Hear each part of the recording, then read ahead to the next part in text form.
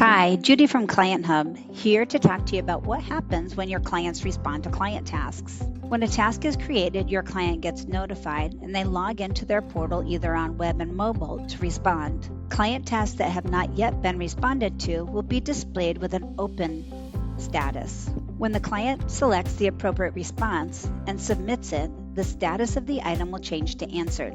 In addition, your clients can also add comments to any type of client task. You'll receive notifications via email and to the bell icon in the upper left-hand corner. Clicking on those notifications will open the related item. Of course, you'll also see the client response right in the client task card. And if comments have been added, you can click on the comments bubble, which opens the right-hand slider where you can review and respond to your client. Once you're satisfied with the client response, click Close. The status of the client task will change to Close. Next time you come back to this workspace, that closed item will be moved off to the Close tab, where you'll have access to all your historical client tasks and responses.